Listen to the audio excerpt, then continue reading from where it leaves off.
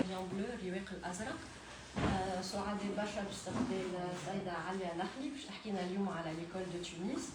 قبل ما نبدا نقدمها باش نستدعيكم تعاودوا تتفرجوا في التيزر اللي حضرناه pour donc le teaser qu'on a préparé donc pour ce talk. واللي هو en fait il a été fabriqué à partir des archives نتاع التلفزة الوطنية. Donc on lui a ajouté juste les noms des peintres qui apparaissent dans la vidéo et la musique de Hamza Bouchner qui accompagne donc ce teaser. Donc tfadlou pendant quelques minutes et après on passe à la présentation de Madame Marie.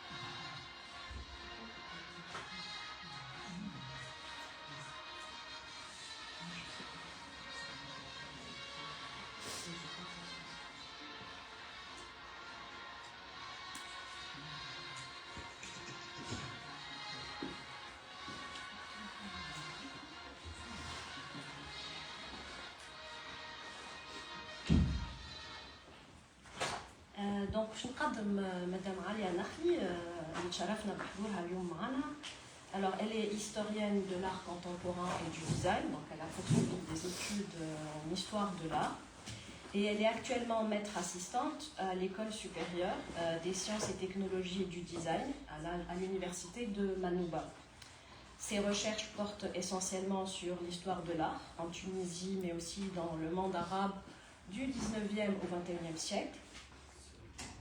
Et entre 2016 et 2017, elle participe à l'exposition L'éveil d'une nation, donc en réalisant une expertise pour cette exposition, et exposition qui a eu lieu au Palais Qsar Saïd, si vous vous en rappelez, et donc elle a aussi participé à la rédaction du catalogue de cette exposition.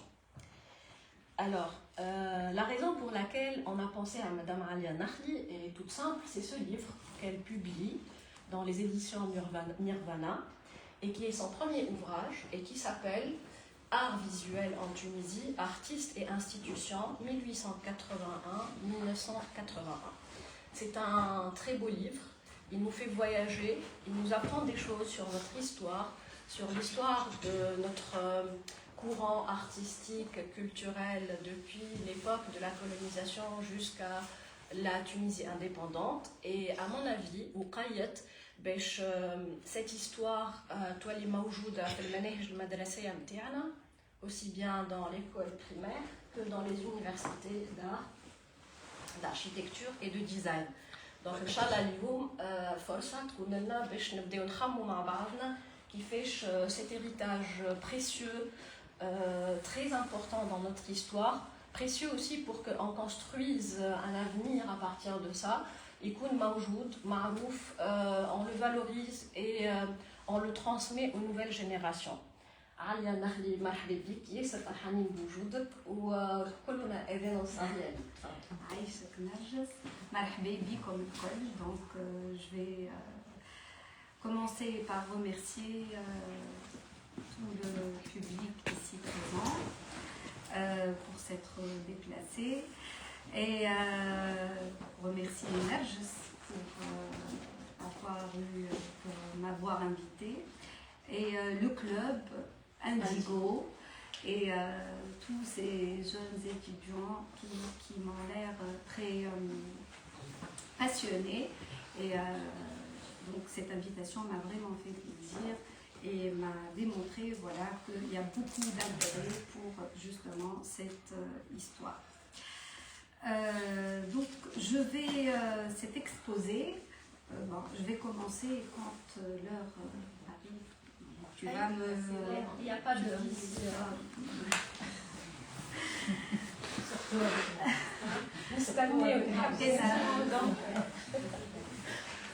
Alors, je vais commencer par... je vais parler de deux choses. La première partie, je vais vous parler de comment s'est formé ce groupe, l'école de Tunis. Donc, les circonstances et de la naissance et de la formation de ce groupe. Et dans une deuxième partie, je vais parler de la construction, sa contribution, la contribution de l'école de Tunis dans la construction de l'État-nation. Voilà, donc c'est comme ça que j'ai décidé de m'organiser. Donc je vais commencer, bon là c'est le premier slide et donc j'ai fait exprès de mettre une illustration de Zubair Turki qui montre un vieux couple, une vieille dame et un vieux monsieur, dans un intérieur traditionnel et avec le et en dehors on voit les grues qui s'activent et les immeubles, hein, la construction, donc l'architecture moderne. Donc, je suis dans une école d'architecture. On voit, et c'est pour ça aussi que j'ai choisi exprès de parler de la construction de l'État-nation. Donc, on voit ce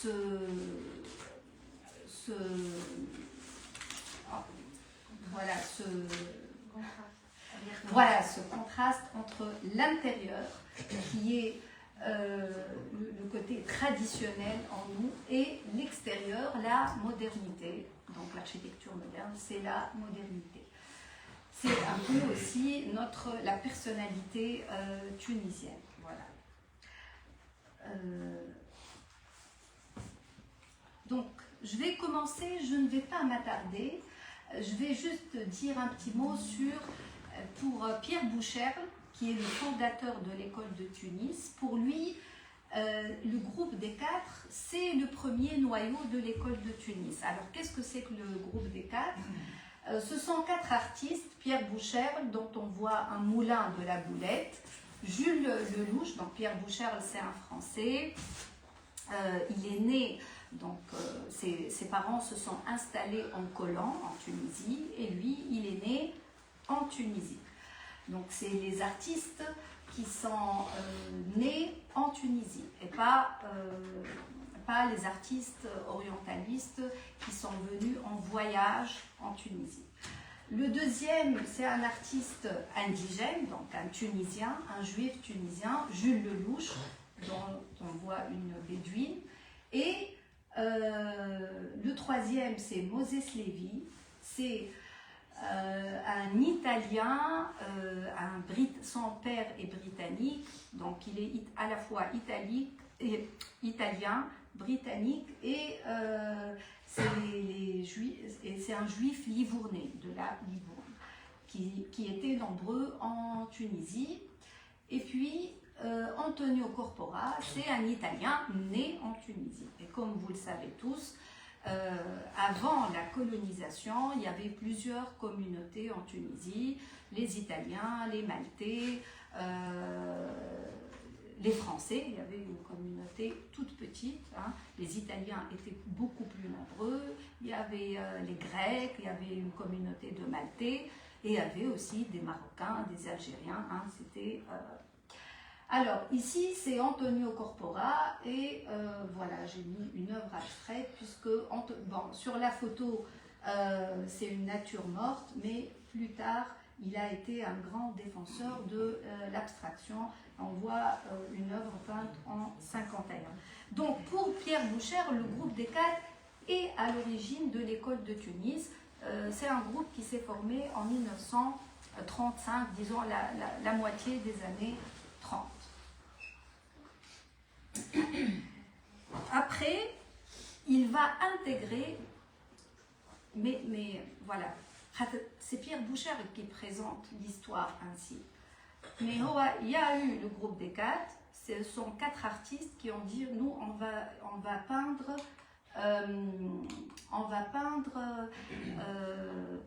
moderne, on ne va pas peindre orientaliste. C'est-à-dire que Pierre Boucher, par exemple, a rarement représenté des bédouines ou des souks. Il était contre l'orientalisme qu'il appelle de bazar. Il a dit on peut comprendre la Tunisie sans jamais peindre une ruelle des souks. Donc le groupe des quatre a écrit un manifeste et s'est dit nous on va peindre moderne, on est contre l'orientalisme.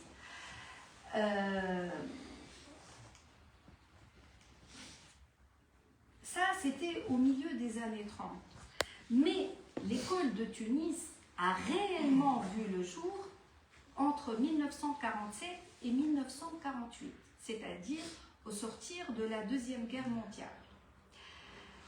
Mais ce groupe, ce noyau, on va le retrouver dans l'école de Tunis. C'est pourquoi Pierre Boucher lui dit c'est le groupe des quatre qui est à l'origine. Bon, je ne vais pas me répéter. Je vais avancer. Donc, je vais insister sur un point. Au sortir de la Deuxième Guerre mondiale, il faut savoir qu'il y avait une crise. Qu'un peintre, pour vivre de son art, c'était très difficile. Donc, il faut comprendre que la situation des peintres était très précaire. Donc, c'est dans ce contexte de l'après-guerre que Pierre Boucher a eu l'idée de former l'école de Tunis. Donc, entre 47 et 48, le groupe, avec des artistes indigènes, on va les voir, va organiser cette exposition. Dans la presse, ce groupe est célébré comme étant, ayant les peintres les plus valables. Hein. Ils étaient les plus valables, les plus modernes. Et donc, ce groupe a été formé pour défendre des intérêts corporatifs. Il s'agit de se distinguer des amateurs et autres peintres du dimanche qui encombraient les expos à Tunis. Leur manifeste est une œuvre peinte qui s'intitule, bon, je vais parler avant Khatalena Hamdi Nessaï, donc Yahya Turki, l'un connu pour être le pionnier des artistes tunisiens, deux œuvres, peut-être on reviendra.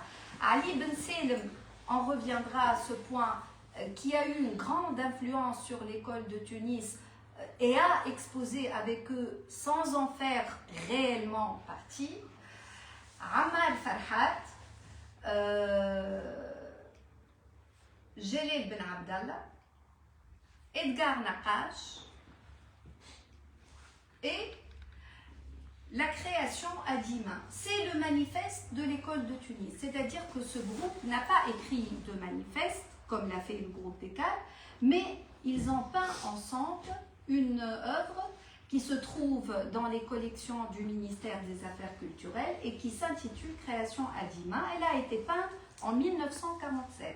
Donc, je vais commencer par en haut à gauche. C'est le minaret à Sidi Bou Saïd de Yahya Turki. qui fait écho à la montagne Bougani. Après, on trouve une bédouine de Ammar Farhat. Le troisième, c'est Michele Miranda, qui est un Italien. Après, au milieu, on a un kiosque de Moses Lévy, flanqué par une nature morte à gauche de Pierre Boucherle, et à droite, un nu de Bocchieri. Et sous le nu, voilà, sous le nu, ça ne marche pas. Hein. Sous le nu, il y a une espèce de vague. C'est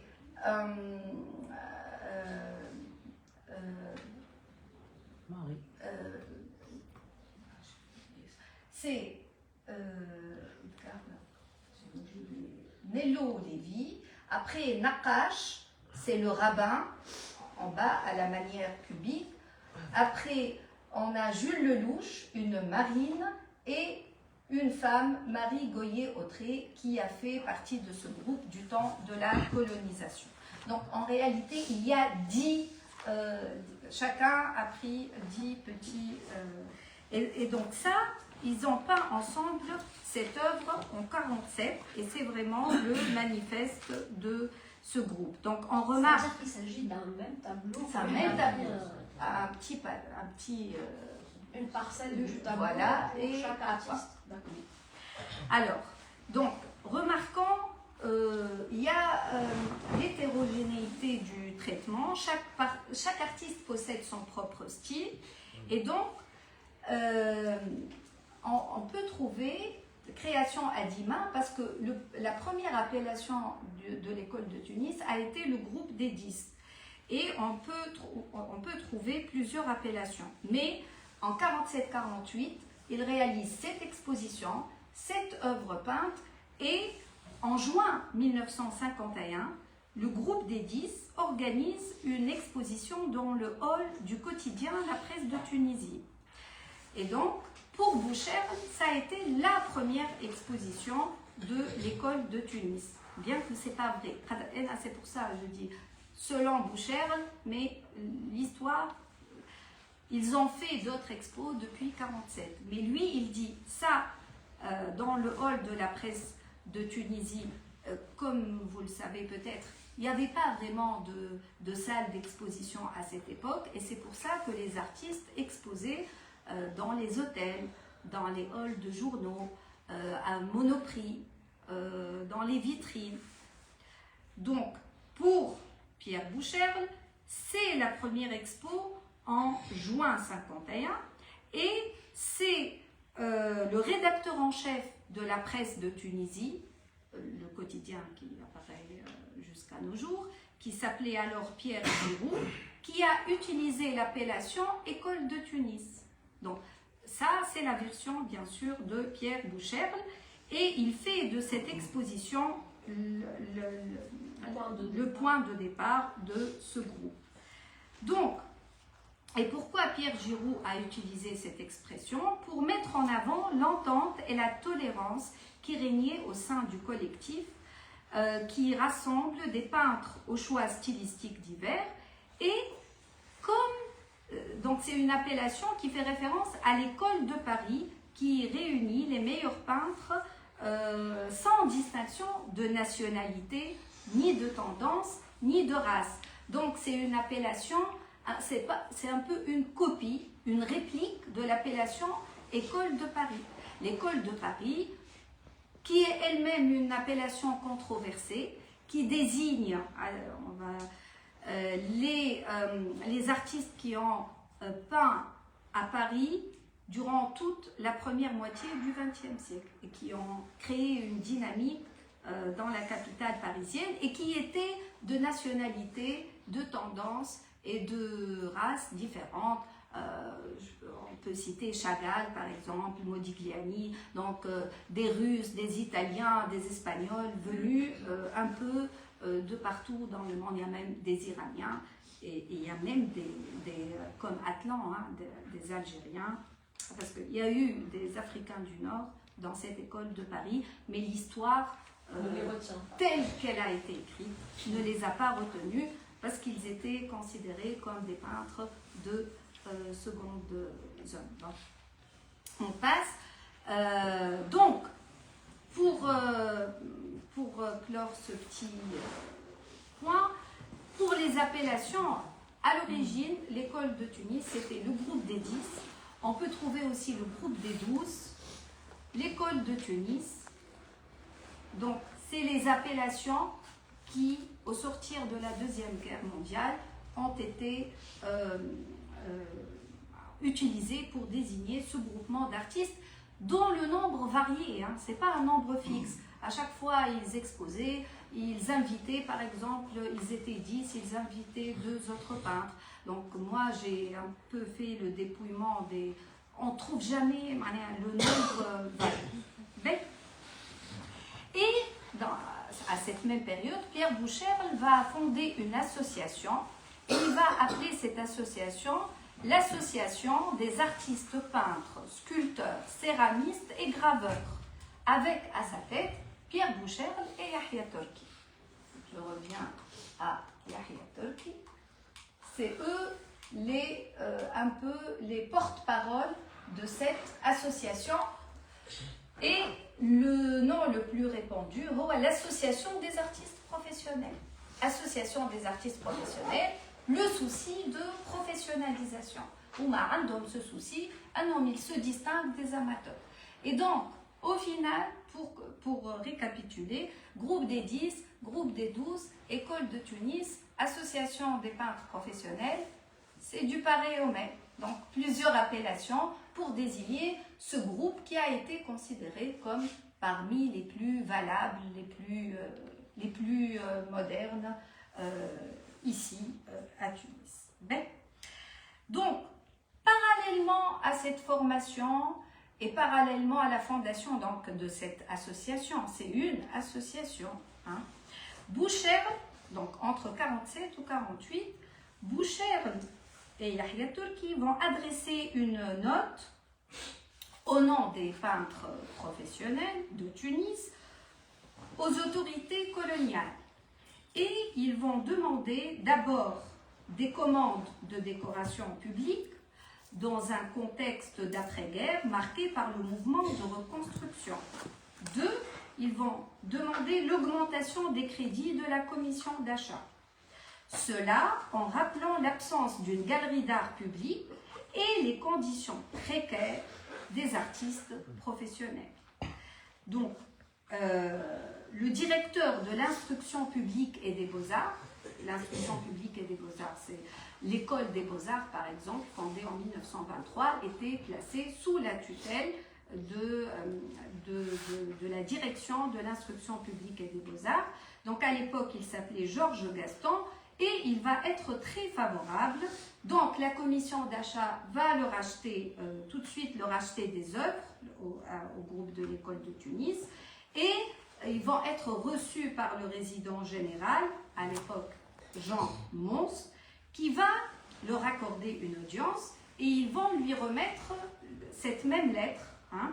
Ils ont fait 2 lettres. Je vais vous lire, pas toutes, oui, presque. Alors, les peintres, donc c'est la signature, c'est de Yahya Turki et Pierre Boucherle et Yahya Turki.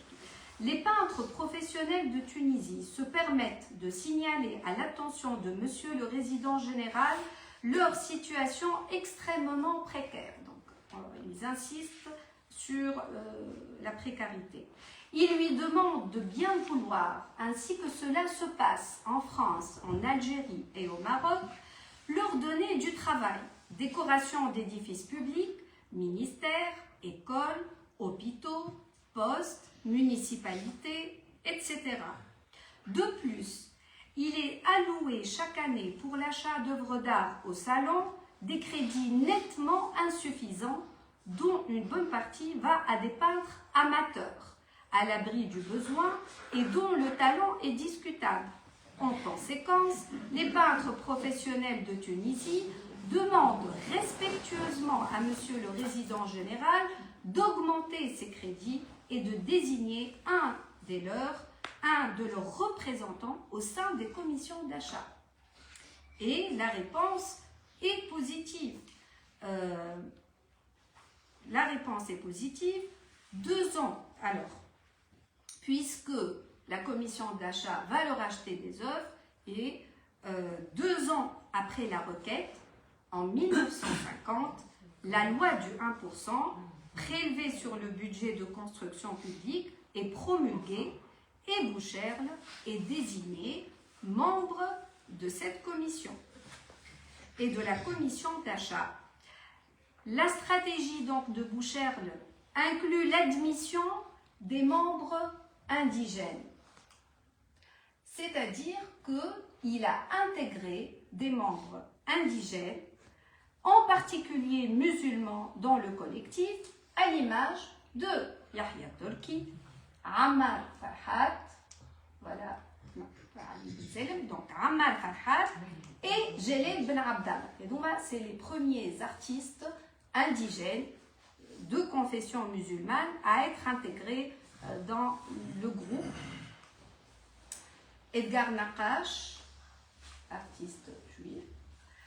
Voilà, ici on voit au Café de Paris, 1953, et donc de gauche à droite, malheureusement, je peux pas. Alors, il y a Emmanuel Bokiri dans La tête est coupée, après c'est Yahya Turki, Ammar Farhat, au premier plan Gaëtan Mifsud qui est maltais. Je vous ai dit, c'est un groupe très... Moses Lévy, Pierre Boucherle et Abdelaziz Gorgi.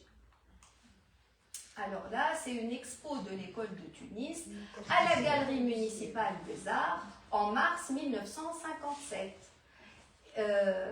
Et on peut considérer aussi que la Galerie municipale des Arts a été aussi créée pour répondre à ce besoin d'une salle d'exposition publique. Il y avait beaucoup de galeries, mais privées. Et eux, dans leur requête, ils ont attiré l'attention sur le fait qu'il n'y ait pas de salle d'expo publique. Donc c'est Yahya Turki, Pierre Boucherle avec les lunettes, Ammar Farhat et Edgar Naqash. Et à l'arrière-plan, on voit les œuvres de Hatem El-Makki. Voilà, Hatem El-Makki dans son studio à Sidi Bouzid à droite, et là dans une exposition. Je continue. Après, il y a eu donc les membres qui, au fur et à mesure, intègrent l'école de Tunis, Ali Bellera, Safia Farhat et Abdelaziz Gorgi à droite. Voilà. Et plus tard, Hedi Turki, j'ai mis donc une œuvre abstraite, et Zubair Turki, une œuvre de Zubair Turki. Donc Boucherle semble conscient que les années 1950 sont une période de transition et que les indigènes sont appelés à prendre les rênes du pouvoir à l'avenir. Yahya est ainsi propulsé membre de la commission d'achat à la veille de l'indépendance. Yahya Turki est nommé membre de la commission en 1954, 2 ans avant l'indépendance. Donc l'ascension des artistes indigènes et la visibilité dont ils jouissent de plus en plus n'empêchent pas les journaux tunisiens de critiquer la commission d'achat et de soutenir les artistes tunisiens contre les Français, aspirant à une plus large représentation des indigènes dans les acquisitions. Les journaux tunisiens étaient très critiques vis-à-vis de la commission d'achat. Juste une petite remarque. Alors, la commission du 1%. Il y a la commission d'achat qui, elle, a vu le jour en 1923, donc c'est très ancien, sous le résident Lucien Saint, c'est lui qui a pris l'initiative de créer la commission d'achat en 1923, la même année que la création du centre d'enseignement d'art, qui est devenu par la suite en 1930 l'école des beaux-arts. Donc Boucherle la commission du 1%, Boucher, donc, il est désigné comme faisant partie donc, dans cette commission, et cela marque le couronnement de ses efforts déployés à la tête de ce groupe depuis 1947.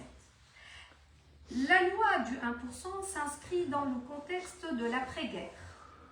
Elle est adoptée en France en 1951, soit une année après, mais c'est après son expérimentation durant les années 30. C'est-à-dire que cette loi a vu le jour en France dans les années 30 sous la forme d'un programme de commande publique de construction scolaire. Au départ, ils ont commencé par les écoles. C'était pour la décoration des écoles primaires. En métropole, un ministère de la reconstruction et de l'urbanisme voit le jour en novembre 1944 pour faire face aux ravages causés par la Seconde Guerre mondiale. Simultanément, la colonie voit la mise en place d'un service d'architecture et d'urbanisme à la direction des travaux publics, dont la direction est confiée à l'architecte Bernard Zerfus. Donc l'équipe formée d'architectes et d'urbanistes entreprend la reconstruction et la modernisation de toutes les villes qui ont subi les ravages des destructions de la Deuxième Guerre mondiale, Bizerte, Tunis, Sousse, Sfax, qui ont été touchés par les bombardements. Selon les principes de la Charte d'Athènes. La Charte d'Athènes, je suppose que vous mais peut-être pour ceux qui ne sont pas de l'école d'architecture, la Charte d'Athènes est la publication de 1941 qui représente l'aboutissement du Congrès international d'architecture moderne, le CIAM, qui est tenu en 1933 sur un bateau voyageant entre Marseille et Athènes. Et se trouvait... le congrès se fait sur le bateau. Sur le bateau, et où c'est le designer et architecte et urbaniste Charles-Édouard Jeanneret, donc dit Le Corbusier. Et donc cette charte, elle adopte le modèle de la ville fonctionnelle, rationnelle, la rationalisation des espaces et la planification urbaine qui va être adoptée par le service d'architecture et de reconstruction ici même en Tunisie. Et donc, de nombreux bâtiments publics, des administrations, des écoles, des lycées, hôpitaux, logements, marchés sont édifiés avec peu de moyens et des matériaux locaux de 1943 à 1955. Donc en mai 1950, à la direction, donc on a le directeur de l'instruction publique et des beaux-arts, Lucien P., c'est un personnage très connu, qui sous sa direction, la commission du 1% va se tenir en présence de Mohamed Ali Al-Nebi, qui est ingénieur en chef de la direction des travaux publics.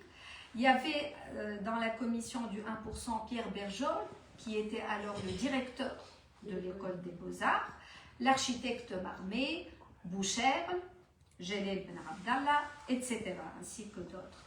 La commission commence par fixer les types de décoration pour les bâtiments, donc peinture, il y a des fresques, je vais venir à notre... Il y a des sculptures, céramique, mosaïque, ferronnerie, plâtre ouvragé, bois ouvragé, etc. Et donc, Lucien P. va fixer la procédure à suivre. L'architecte est le maître de l'œuvre. Il est le seul responsable envers l'administration. Il présente l'idée générale du plan et de la décoration d'ensemble. Donc, c'est lui qui choisit l'artiste qui est appelé à décorer le bâtiment. Et il présente son projet à Bergeol, qui est le rapporteur de la commission. Et tous les deux vont se présenter, ils vont présenter ensuite le projet et vont proposer, soit ils choisissent, soit ils proposent un ou plusieurs noms d'artistes décorateurs. Donc le choix des artistes la manière de procéder est floue, elle n'est pas très transparente, c'est-à-dire c'est un peu du cas par cas, mais je vais passer. Donc, ils ont fait, voilà, je veux insister sur le fait que la commission a fait appel à Jacques Revaux pour tout ce qui concerne la décoration liée aux arts dits traditionnels. Et donc la commission a distribué les commandes et elle surveille l'exécution, bien sûr, des travaux jusqu'à leur finalisation. Et donc j'ai choisi 3 exemples. Le premier, c'est le collège de jeunes filles de Bizerte, l'ancien collège de jeunes filles de Bizerte, aujourd'hui lycée Farhat Hacher. On voit ici une fresque de Ammar Farhat qui est placée dans le hall d'entrée. Et donc ici, c'est j'ai trouvé le dessin préparatoire de la fresque. Et on voit qu'Ammar Farhat, le sujet, je vais parler un peu Zeda de l'iconographie parce que c'est important, c'est l'Eid el-Kbir. On voit les enfants, non, c'est plutôt un mariage. On voit les corbeilles, hein, les femmes qui soulèvent, voilà, et puis des enfants qui jouent avec.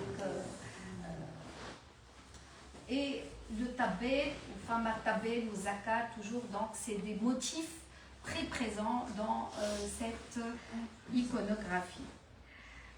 L'architecte du collège s'appelle Jean-Michel Seignouré. Le deuxième exemple, ça c'est les photos des archives du ministère des Affaires étrangères de France. Et on voit ici une épicerie avec des céramiques de Abdelaziz Golgi. On voit la signature de Golgi. Et Mohamed Al-Aïb, galeriste et photographe, m'avait aussi parlé que plus tard, les marchés, dans les marchés municipaux, il y avait aussi des céramiques de Golgi et d'autres artistes. Par exemple, le poissonnier, on a derrière une fresque en céramique.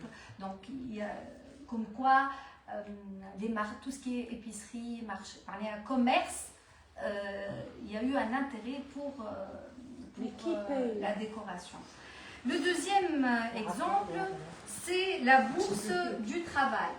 Alors, la bourse du travail, qui est un bâtiment qui se trouve aujourd'hui près du TGF et qui incarne le modernisme soviétique, une vraie sculpture urbaine massive et imposante par sa forme, construite en béton, aujourd'hui placée sous la tutelle du ministère des Affaires sociales. Elle abrite un centre d'éducation pour adultes. Et c'est un témoignage de la force du mouvement ouvrier dans les années 50. Elle a été érigée spécialement pour abriter le 5e congrès de la CISL. La CISL est la Confédération internationale des syndicats libres. Donc, elle a abrité. Donc, cet exemple va me permettre de passer de la période coloniale à la période de l'indépendance. Elle a été conçue, c'est un projet qui a débuté, comme vous le voyez ici, en 1954 et qui est terminé à l'indépendance, mais il a été conçu pour le congrès de la CISL. Donc, le congrès se passe du 5 au 13 juillet 1957. Donc là, on voit la transition, et elle est tout en douceur, c'est une continuité. Donc, CISL est la plus grande centrale internationale. Ce congrès va accueillir 600 délégués du monde entier autour des questions syndicales et politiques, très politisées. Ils vont parler de l'indépendance de l'Algérie, etc. Et afin d'œuvrer pour la solidarité ouvrière internationale et l'indépendance nationale complète des peuples. Donc la fresque de Golgi, qu'on voit ici, elle donne à voir des travailleurs en fait. C'est des potiers qui sont à l'œuvre.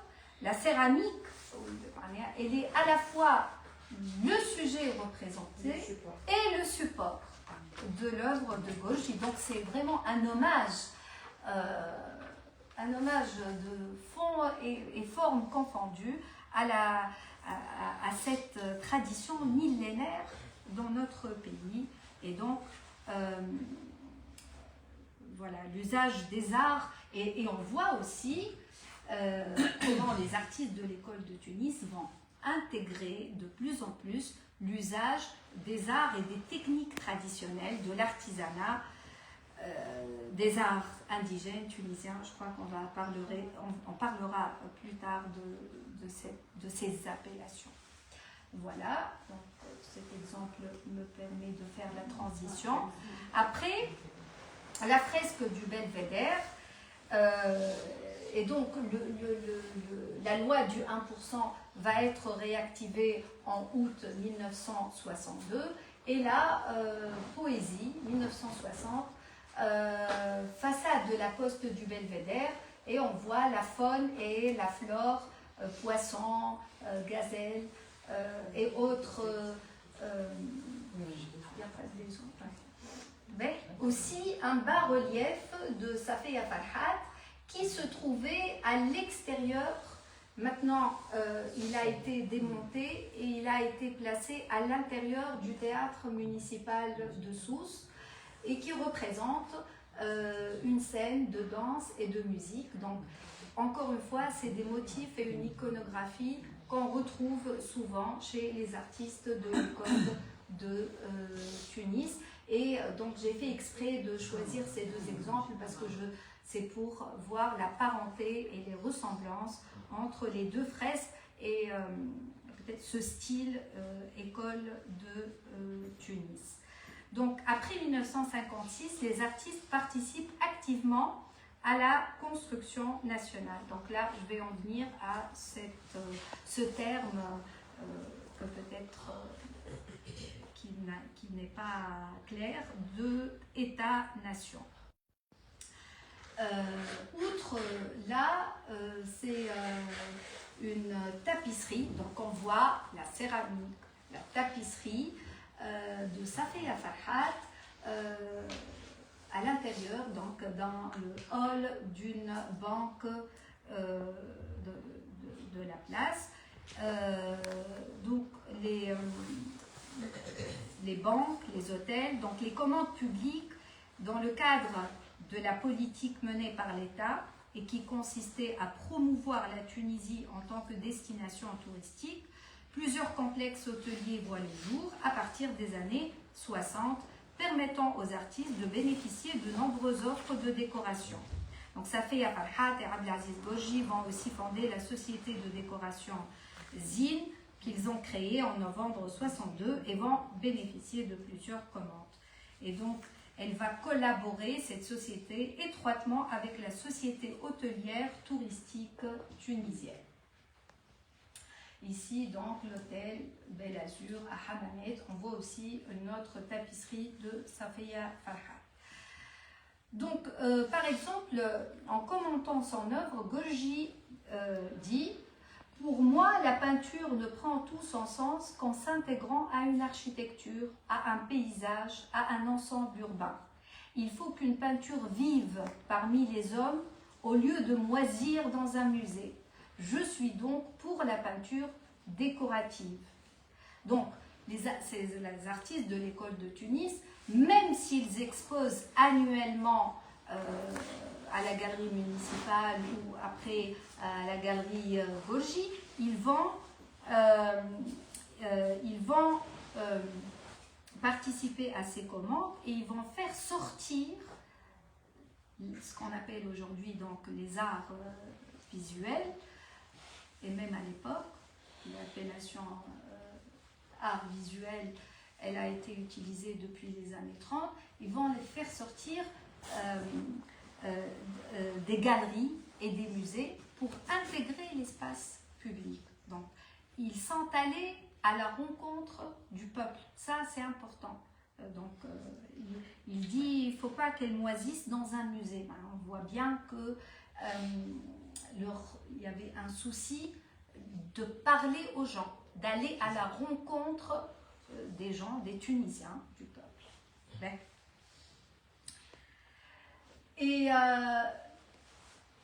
Et ça continue donc, puisque la conception des pièces de monnaie et de certains billets de banque va être confiée à des artistes de l'école de Tunis et à Hatem El-Makki, qui va être un véritable porte-parole de la peinture tunisienne.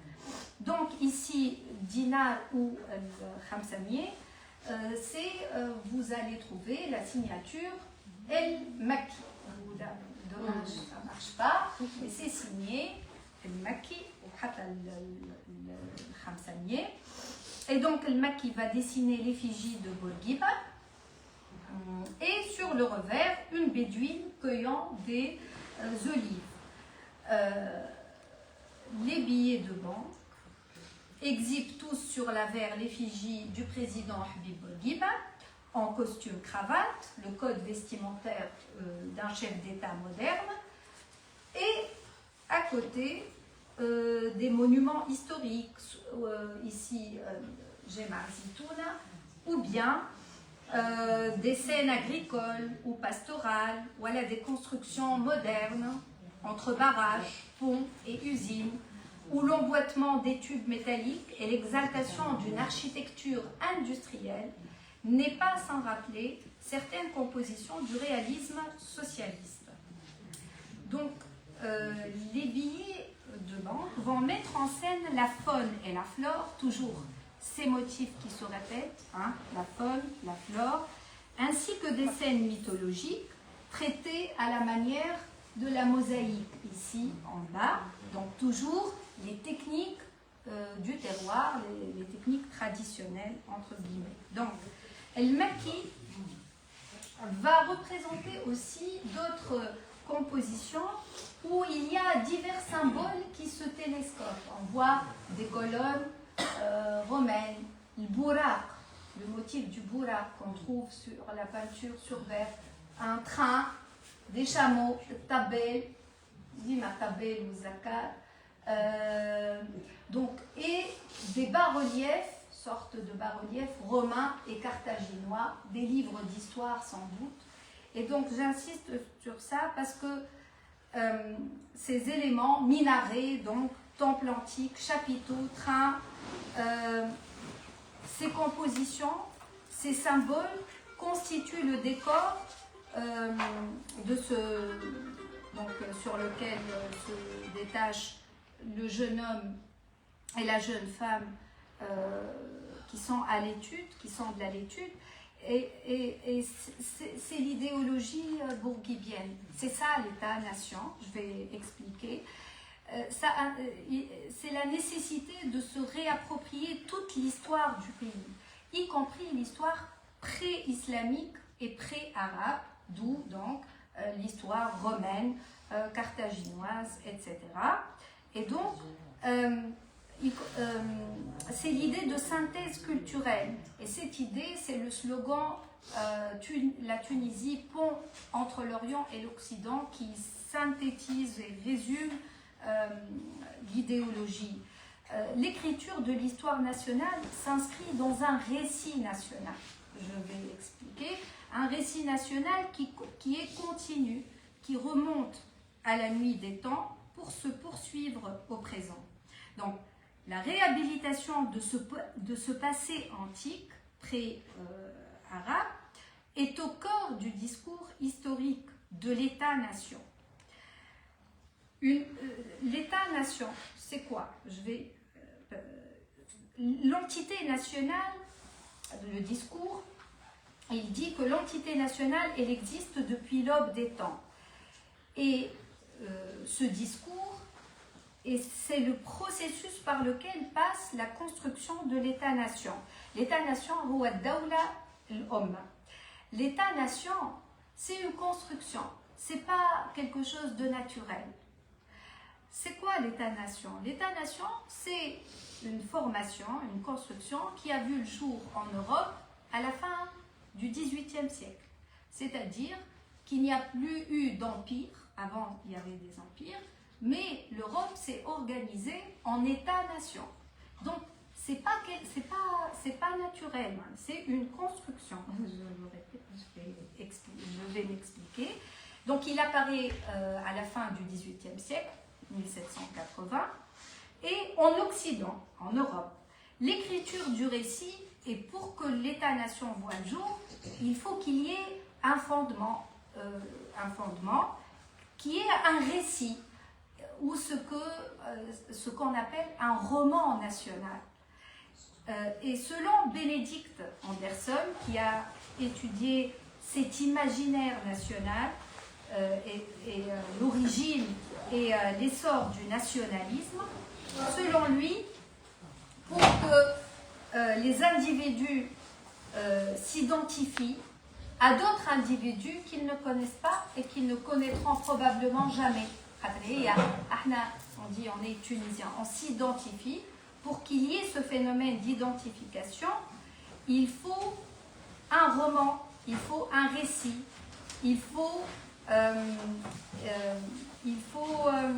c'est une communauté imaginée en fait. Il faut qu'on imagine cette identité. Donc, c'est comme le foot, par exemple. On soutient une équipe de foot. Il y a un ciment. Et ce qui fait ce ciment de la nation, c'est le récit. Je vais encore expliquer. Donc, outre le travail intellectuel, l'iconographie des billets de banque exerce le travail manuel. Donc, on voit l'agriculteur, l'artisan, l'ouvrier, qui renvoie explicitement aux figures du réalisme socialiste, donc forgeron, marbrier, tisseuse, couturière. Il s'agit de construire la nouvelle nation, une nation enracinée dans les temps antiques et ouverte sur la modernité, selon l'idéologie bourguibienne. Donc, outre les pièces de monnaie, les billets de banque, les timbres-poste, c'est un support identitaire, le timbre-poste. Il est le signe distinctif de l'affranchissement d'un courrier. Il est diffusé à une très grande échelle et il est un marqueur officiel de cette nation. C'est l'image même de la nation. Donc, en la distinguant des autres nations, il constitue, avec les armoiries, le shi'ar, les affiches, les monnaies, les billets de banque, les cartes postales, les manuels scolaires, ce que Bénédicte Anderson appelle une logoisation générale. C'est-à-dire, c'est comme si on va dessiner la charte visuelle, graphique de la nation tunisienne. Donc, c'est une logoisation de l'État-nation qui, en choisissant ces symboles, en les diffusant, suscite l'adhésion collective du peuple. C'est comme ça que le peuple adhère. C'est grâce à des supports dont les journaux, les médias, les mass médias. Et c'est ce qui a été, donc on va le voir. Donc la conception d'une grande quantité de timbres-poste est due à Hatem el-Makki, mais d'autres artistes, Ali Bellera, Gorgi, et l'iconographie utilisée met en scène les mêmes motifs, donc l'artisan dans son atelier, le marchand de jasmin, c'est les métiers traditionnels, les us et coutumes, les métiers traditionnels, etc. Et il y a de nouveaux motifs, l'émancipation de la femme, qui rappelle la promulgation du Code du statut personnel en août 1956. Donc, Hatem el-Makki, qui est vraiment un porte-parole, qui va écrire des textes, il va employer le terme de tunisianité. Tunisianité, il y a التونسة ولا التونسية ولا الذات التونسية ولا الشخصية التونسية. اللي هي l'identité nationale. Cette identité, elle n'est pas là à l'état naturel. C'est une construction et ce sont les artistes de l'école de Tunis qui ont contribué à cette construction et ils ont façonné l'image de l'État-nation. C'est eux qui l'ont dessiné, qui lui ont donné ses traits, une image. Ils ont mis une image. Voilà. Donc Abdelaziz Gorji, Jalel Ben Abdallah, Ali Bellera, Safia Farhad, et mis à part les séries caractéristiques de timbre-poste, donc je ne reviens pas sur les sujets représentés, donc faune, flore, paysage, thématique prisée par les dessinateurs, d'inspiration orientaliste, il donne à voir une image exotique du pays à partir d'un fond commun de formes et de motifs. Donc l'imaginaire national véhiculé par l'iconographie postale se réfère à la culture populaire, en célébrant les scènes de la vie traditionnelle, les petits métiers, les costumes, les bijoux d'antan. Voilà, les bijoux d'antan, les monuments et sites célèbres, mais donc il exalte des sujets comme l'émancipation de la femme, la République, la République, des sites modernes et comme ici les Jeux méditerranéens qui ont eu lieu en 1967. Donc outre le timbre-poste, l'affiche est aussi un support de diffusion de masse et de reproduction à grande échelle de l'iconographie officielle. Je vais vous lire un passage qui parle de l'affiche de Michel Leland. Dans le domaine de la propagande, les peintres tunisiens ont apporté une importante contribution à l'effort national. Depuis 2 ans, on a pu voir sur les murs de la capitale, comme dans les plus petits villages du Sahel et du Cap-Ban, se succéder mois après mois les affiches invitant la population à s'unir à l'effort entrepris dans tel ou tel secteur, semaine de la lutte contre la faim, semaine de l'hygiène et de la santé, semaine de l'armée, foire de Tunis, foire de Sousse, de Sfax, campagne pour l'emprunt national et pour l'industrialisation, lutte contre l'analphabétisme. Donc, tout cet effort, c'est ces artistes qui ont conçu les affiches et qui ont malheureusement, j'ai pas trouvé, j'ai trouvé, mais c'est très rare de cette période 56-58.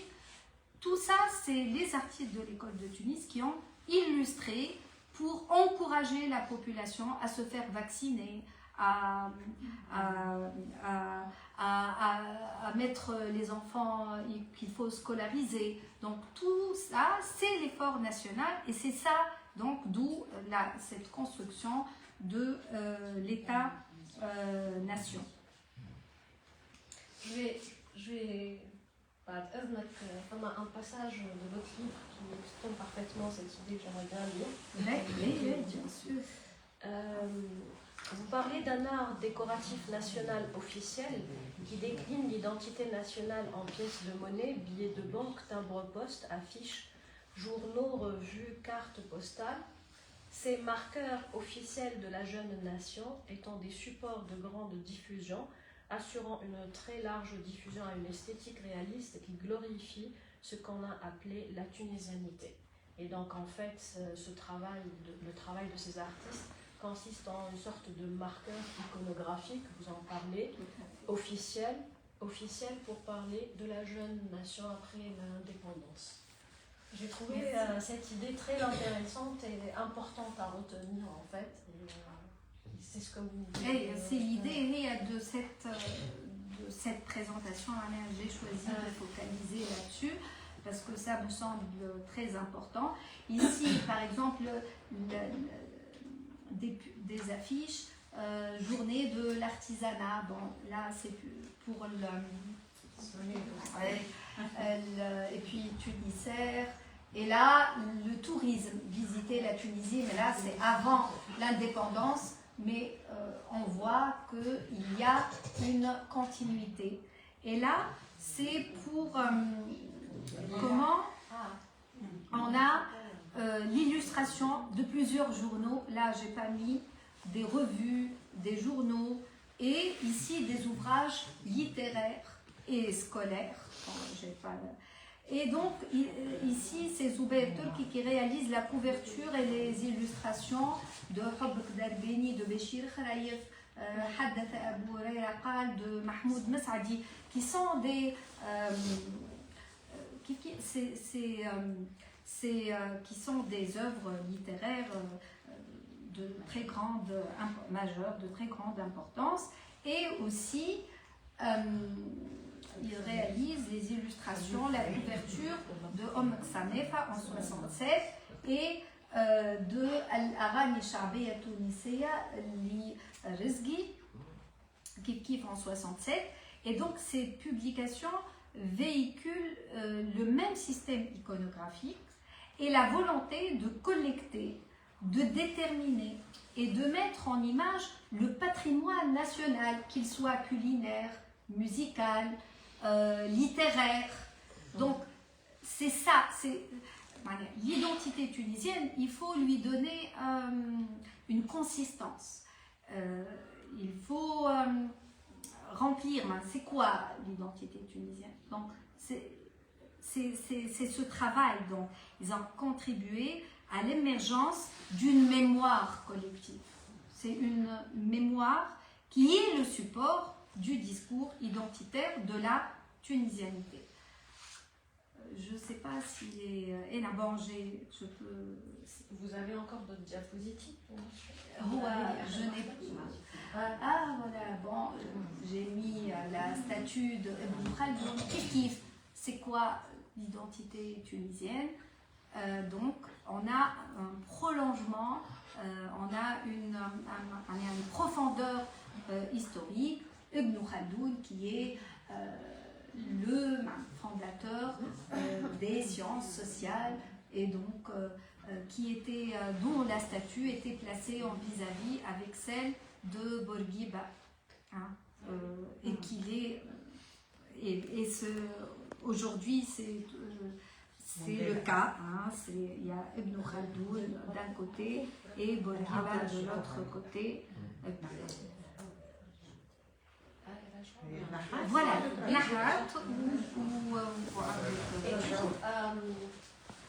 c'est Amr Ben Mahmoud qui a réalisé et c'est Zubair Turki qui a dessiné le modèle.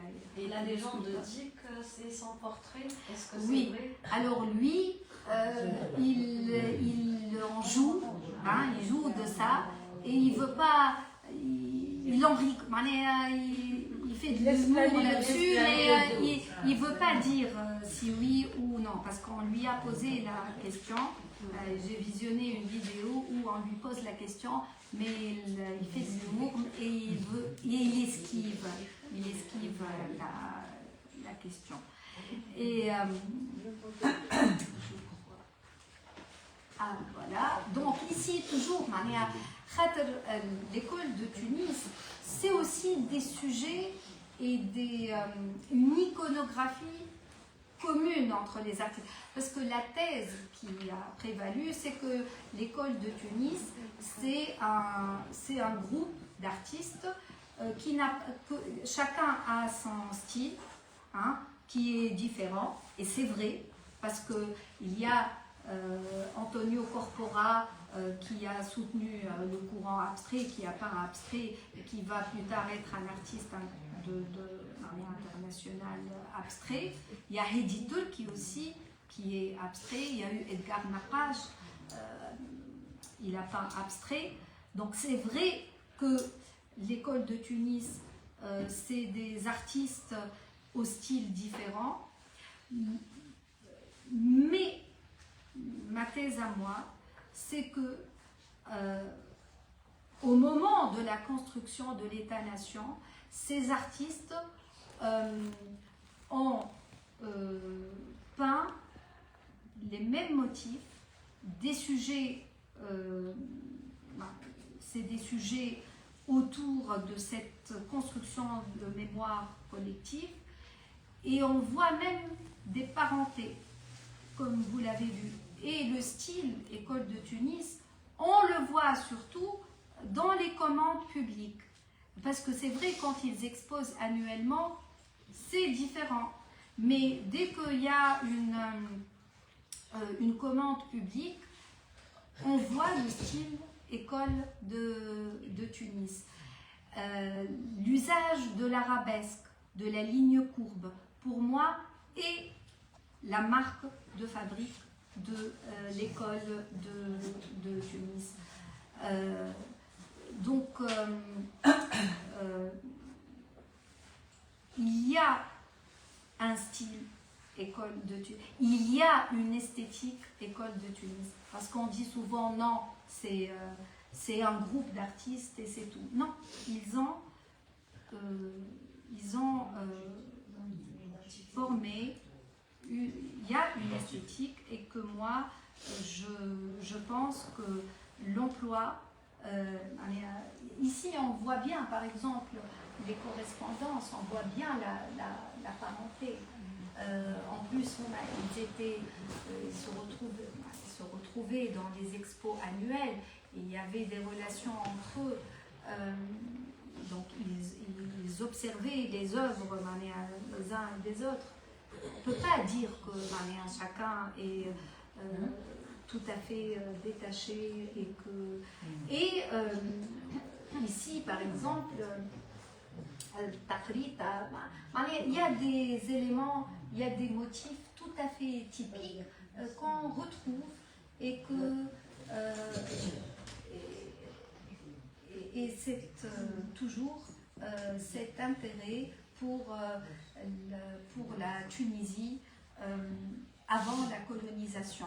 Il y a ce côté nostalgique et donc c'est une esthétique qui veut se débarrasser de la présence coloniale parce qu'elle a été forgée au moment de la décolonisation, au moment de l'indépendance.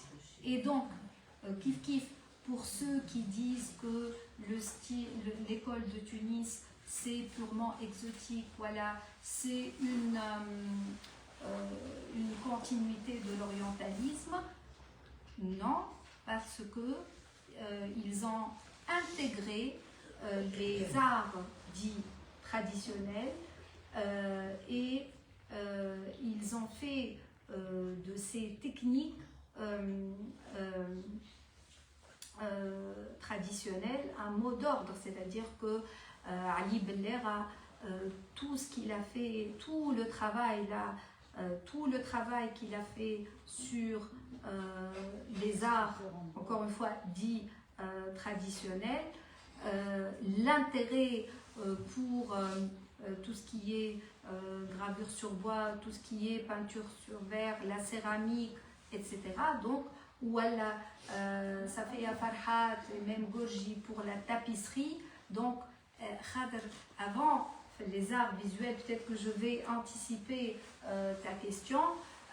La colonisation, elle a imposé une hiérarchie, c'est-à-dire que les arts visuels, d'abord il y a les beaux-arts, donc tout ce qui est peinture ou même les beaux-arts, donc il y a une hiérarchisation, il y a la peinture, après on va retrouver l'aquarelle, après tout ce qui est gravure, après art décoratif. Et déjà, une hiérarchisation entre art majeur, art mineur, donc art beaux-arts et art appliqué ou art décoratif. Et ces artistes ont tenté de renverser les catégories et de travailler sur les arts appliqués, travailler sur les arts décoratifs, mais en fait sur nos arts, les arts tunisiens, et qui pour eux étaient, ils les ont placés sur un pied d'égalité avec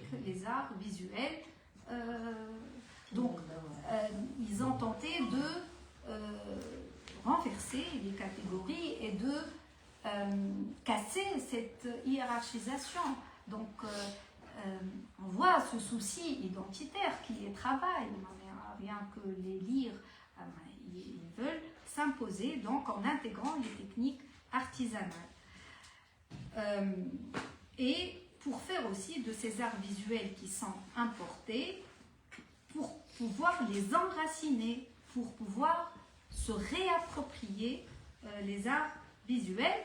Et en même temps, les années d'indépendance, ils se démarquent des avant-gardes qui existaient en métropole. Tout ce qui est abstraction, même si à l'intérieur de l'école de Tunis, on a un éditeur qui peint abstrait. Mais la plupart peignaient figuratif. Donc l'école de Tunis, c'est un peu une convergence entre un contexte de décolonisation et une convergence entre une esthétique et la formation et la construction de l'État-nation. Et aussi, il y a les Tunisiens, le peuple, c'est une esthétique qui est très efficace et qui est compréhensible et qui a été donc, et c'est pour ça qu'elle a eu beaucoup de succès. Voilà, c'est une convergence de plusieurs facteurs qui ont fait que ça a pris. Voilà, je vais m'arrêter ici. Merci beaucoup.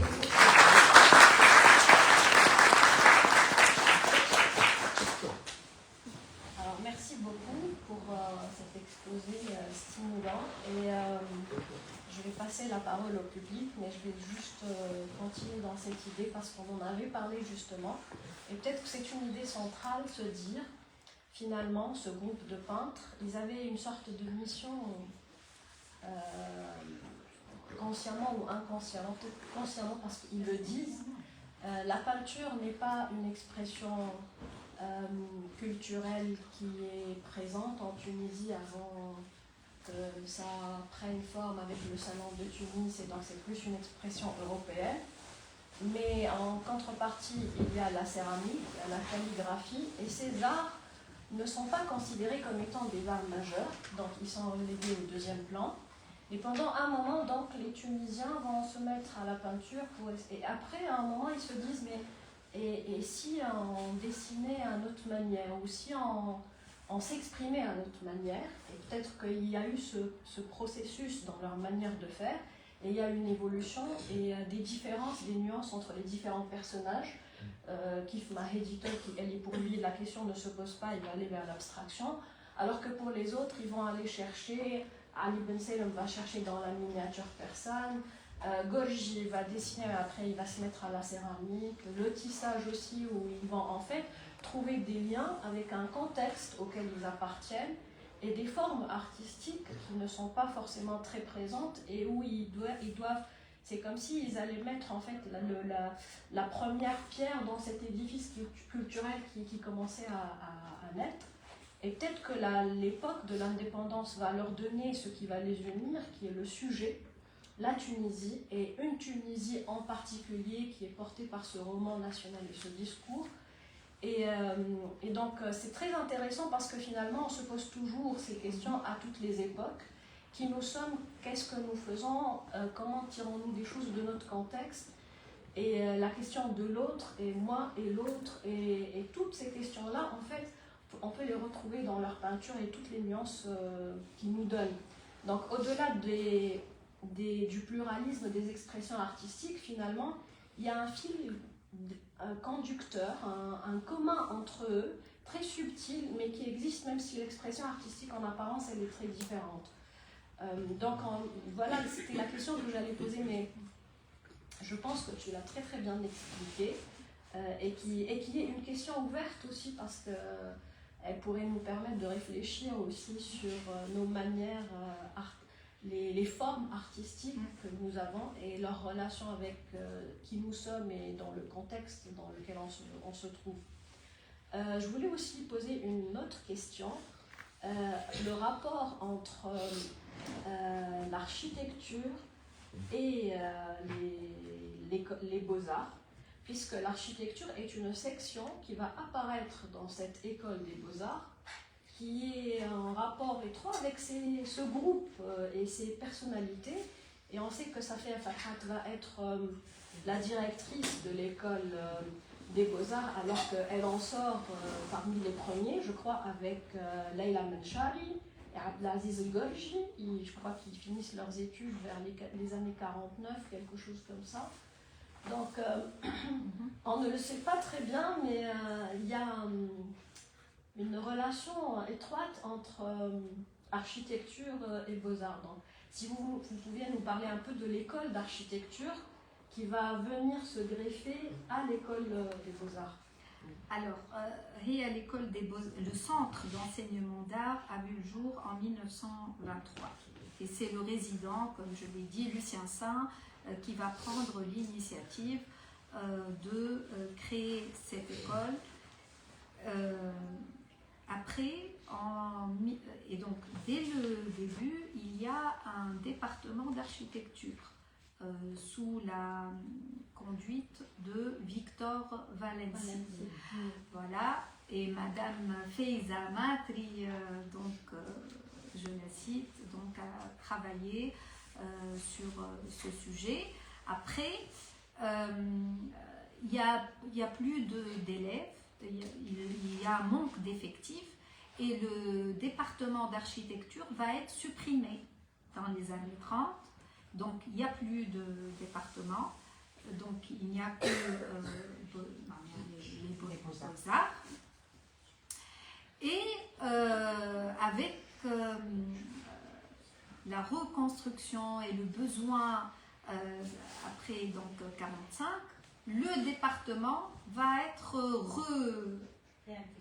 réimplanté et donc le retour du département d'architecture, et donc on a deux départements dans cette école, et donc il y a Jason Kyriakopoulos, je crois qu'il a même, lui, il a dirigé le département, et donc c'est vrai, on voit que à l'école des Beaux-Arts, déjà il y a ce lien entre l'architecture et les Beaux-Arts, et donc au final ces architectes Kyriakopoulos ou Marmé, d'ailleurs le nouveau local inauguré au début des années 50 et de Marmé, donc Marmé y enseignait, Kyriakopoulos, donc tous les architectes qui ont conçu les bâtiments de la reconstruction ont enseigné à cette école et côtoyé les artistes de l'école de Tunis,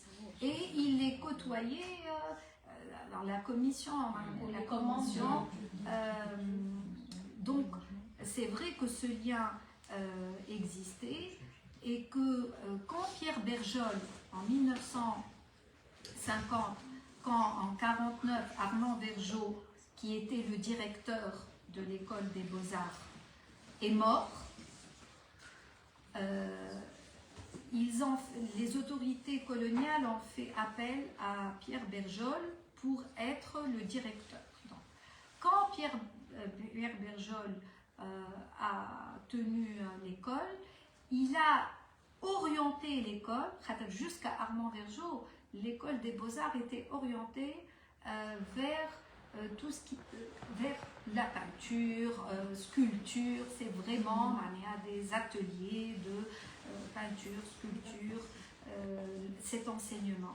Mais avec Berjol, début des années 50, il y a une nouvelle orientation de l'école des Beaux-Arts, et c'est plutôt les arts décoratifs. Il va donner un grand impulsion à tout ce qui est art décoratif et art appliqué. Et c'est lui qui va initier l'atelier de céramique. Donc, c'est pour ça que cette question des arts dits art décoratif, on trouve plusieurs appellations, toujours on a ce problème des appellations, art décoratif, art appliqué, art mineur, etc.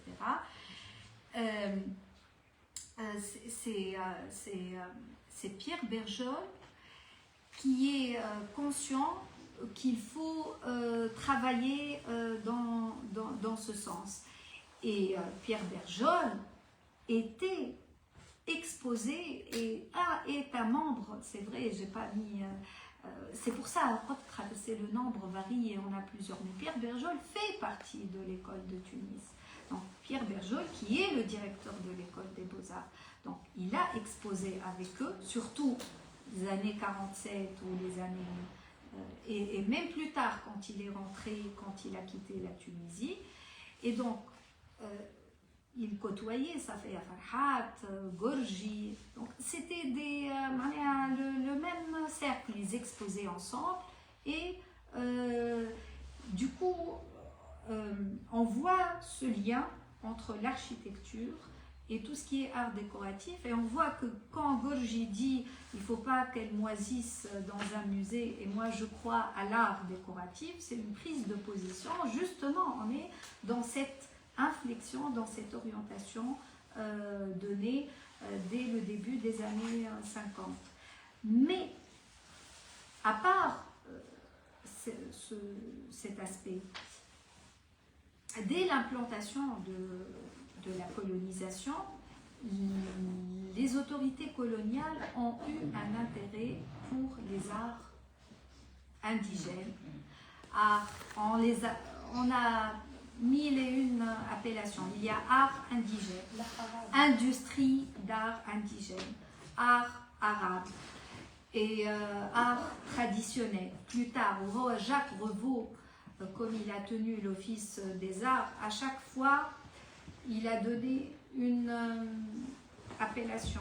Mais au départ, c'était indigène. Après, indigène, il a porté une mauvaise connotation. Donc, il a amélioré, il a utilisé dans ses textes art traditionnel, et à la veille de l'indépendance, il utilise art tunisien. Donc, suivant le contexte, il change cette appellation. Et en fait, art indigène, art arabe, c'est pour établir une hiérarchie entre art visuel, beaux-arts, et les autres arts, les arts décolonisés en général. On ne peut pas les placer sur le pied d'égalité. C'est ça la colonisation. C'est on vient, on colonise la terre et puis on dit à ce peuple, vous n'avez rien. Il y a la mission civilisatrice, c'est un peuple sans histoire, sans art du coup. Donc les arts ne peuvent pas être considérés comme... donc c'est... On va chercher plusieurs, il y a plusieurs appellations, c'est symptomatique en lui-même. Mais les autorités coloniales, malgré tout ça, elle a toujours eu un intérêt pour les arts indigènes. Pourquoi? Parce que aussi il y a au 19e siècle, vous connaissez tout ce qui est arts and crafts en Angleterre. Donc tout ce qui est arts and crafts. Et ce courant contre l'industrialisation. Le retour à l'artisanat. Et donc, au 19e siècle, il y a cette orientation qui, donc les Français, après la vogue de Arts and Crafts, ils se sont dit, en Allemagne, le Deutsche Werkbund, et en France, ils se sont dit, pourquoi pas nous aussi, on va... c'est l'Europe, ça se diffuse et tout. Et donc, en France, il y a eu cet intérêt. Et donc, par ricochet, dans les colonies, les autorités vont manifester de l'intérêt pour ces arts. Et pour eux, c'est un levier économique. Il y a un côté économique, touristique, Et d'ailleurs, l'État-nation tunisien a continué dans ce sens. Quand on parle des arts traditionnels, on parle toujours de tourisme. On n'a pas, le discours n'a pas beaucoup changé. Tourisme et image pour l'autre, image à donner qui n'est pas forcément... Oui, et ça vient de l'époque coloniale. C'est pour ça, quand on comprend l'histoire, on comprend pourquoi les discours d'aujourd'hui, on comprend mieux le discours actuel. Donc, les autorités coloniales ont accordé beaucoup d'importance à ces arts mais tout en voulant les écarter comme si c'est... Même dans le salon tunisien, ils étaient toujours placés dans un coin. Il ne faut pas les mélanger avec les beaux-arts. Ça, vous l'expliquez très bien Oui, dans le livre. il y a toujours cette hiérarchie. Et, et même pendant un salon, je ne sais pas, j'ai oublié quelle année, ils mettent des beaux-arts, arts appliqués, et ils mettent art appliqué et art appliqué indigène. Même l'art appliqué, on ne mélange pas ce qui est occidental de ce qui est indigène. Ils ne se mélangent pas. Donc, voilà, je ne sais pas si j'ai répondu à la question, mais cette relation, aujourd'hui, il n'y a plus de... On comprend, il n'y a pas de différence entre les arts. Dans les expos, la tapisserie revient en force, tout ce qui est art du textile revient en force, parce qu'il n'y a pas de différence, il n'y a pas de raison pour établir cette hiérarchie. J'ai lu quelque part que le travail, cette catégorisation. Le travail du Bauhaus, justement sur les tapisseries et l'utilisation de l'artisanat, il faut aussi creuser dans l'économie nord-américaine parce qu'il y a beaucoup de références qui viennent. Mais on n'a pas cette histoire. Mais les abstraits, les premiers abstraits, c'est Kandinsky et Paul Klee, il a eu son mot à dire. Ils sont passés par la Tunisie et ils ont fait le voyage, on appelait ça le voyage d'Orient. C'est comme Picasso qui a utilisé les masques africains. Les arts des colonies, les arts indigènes, on les utilise comme une source d'inspiration. Mais on ne les place jamais sur le même pied d'égalité. Ce n'est qu'une source d'inspiration, c'est tout. Alors que c'est du... Picasso, il a pris les masques africains, il a représenté des masques africains. Paul Klee, on trouve des lettres arabes. Il faut regarder les toiles de Paul Klee. C'est des lettres arabes. Et il paraît qu'il s'est inspiré aussi des tableaux sur verre. Il a acheté avec Louis Moyer et Maque, ils ont acheté des peintures sous verre. Et donc, s'ils ont acheté, c'est que ça leur a parlé. Et si ça leur a parlé, c'est qu'ils se sont inspirés. Donc, les arts indigènes des peuples colonisés ont toujours été utilisés comme un réservoir, comme un réservoir, comme un fond, on pioche et puis on s'inspire, mais après on l'écarte. Non, c'est pas de l'art, c'est pas du vrai art, c'est moins que ça. Donc, on est arrivé à ce point. Je rebondis un peu sur cette question. En fait, la première définition de l'art, en sortant de l'école des beaux-arts, l'art pour l'art. Et du moment qu'on donne une fonction à l'art, il passe à une je ne dirais pas une sous-catégorie, mais à une autre catégorie. Donc c'est pour ça que pour un étudiant, il va falloir qu'il comprenne un peu que l'art appliqué est appliqué à une fonction. Et que l'art, pour l'art, comme on le voit dans l'art contemporain, il est pour une actualité du jour ou un événement quelque part, artistique, réfléchi par l'artiste. C'est pour ça que peut-être au niveau des appellations, mais même ma question, je vais poser une question. Autant que ma question, est-ce qu'on ne pourrait pas appeler que l'école de Tunis, en fait il y en a deux, c'est la reconduction d'une appellation. L'école de Tunis française, coloniale, réfléchie par des colons, et une école de Tunis tunisienne, réfléchie par les Tunisiens. Pourquoi ma question? En fait, il faut dire qu'en terre coloniale, les rapports, même si ça semble des rapports amicaux entre les artistes, mais déjà avec des intentions différentes.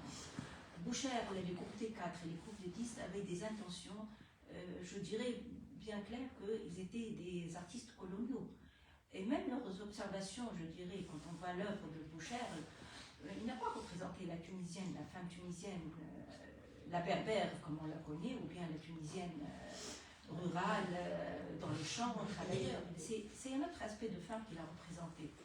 Donc je pense qu'il faudrait peut-être faire, à mon sens, de voir qu'il y a l'école de Tunis, française, coloniale, avec cette étiquette, moi je dirais, avec cette étiquette coloniale, et l'école de Tunis, tunisienne, qui cherche l'identité de la Tunisie, qui cherche, oui, ce que vous dites,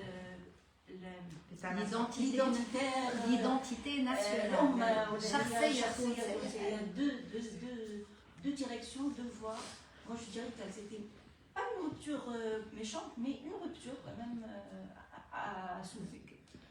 Oui, tout à fait. Voilà. Parce que l'école de Tunis, elle s'est tunisifiée. Mais Pierre Boucher est resté membre de l'école de Tunis. Et il a continué à peindre. Justement, j'explique pourquoi il n'a pas représenté la berbère ou la bédouine. Il n'a pas représenté, c'est une prise de position. Parce que pour lui, c'est pour, au milieu des années 30, j'ai parlé du groupe des 4, c'est pour s'opposer à l'orientalisme, qu'il qualifie l'orientalisme de bazar. Donc, il dit, on peut comprendre la Tunisie sans peindre les bédouines, les ruelles de souk, les minarets. C'est une prise de position. Il peint, c'est vrai, il peint des nus académiques, il a peint des natures mortes, il peint beaucoup la Goulette, le moulin de la Goulette et tout. Pour lui, c'est ça la Tunisie, et pas l'orientalisme. C'est pas de l'orientalisme, autrement dit, à sa manière. C'est pas de l'orientalisme à la manière de Boucher. Vous voyez, c'est vrai que c'est pas un artiste, mais quand on voit ce qu'il a peint, il a évité l'iconographie orientaliste. Et c'est à dessein, pour s'opposer à l'orientalisme qui est dénigré, comme quoi il peint des motifs exotiques et que c'est destiné à l'étranger et tout. Donc, je crois qu'on le rencontre à un certain moment du livre. Ce point, on le rencontre à un certain moment du livre, où pour se détacher d'un orientalisme qui veut dire orient exotique, fantasmé avec des icônes, ce groupe-là, il va plutôt chercher dans la Méditerranée quelque chose qui parle de la Tunisie. Donc ils vont par exemple peindre des scènes de plage où des gens sont en train de se baigner, ils vont peindre des volumes sous le soleil. Donc le sujet est différent en fait. Ils sont peut-être orientalistes d'une autre manière. Voilà, c'est ça. Ils sont peut-être orientalistes, mais pas l'orientalisme de la croix par exemple. C'est pas du tout ça. Et ils veulent se détacher d'ailleurs de ça. Voilà les artistes qui exposaient au salon tunisien, qui peignaient les mendiants, qui peignaient la pauvreté, tout ce qui est Médina, et qu'on retrouve un peu. C'est très complexe comment ça va évoluer, mais il esquive le motif orientaliste, Pierre Boucher. Mais c'est vrai que avec l'indépendance, et c'est ce que je dis, l'école de Tunis va se tunisifier, elle va, et l'esthétique dont je parle, c'est pas Pierre Boucher, c'est Gorgi, Bellera, Safia Farhat, Ammar Farhat. Mais est-ce que réellement il se détache de ça en fait? C'est ça ce qui est complexe. C'est ça, parce qu'on retrouve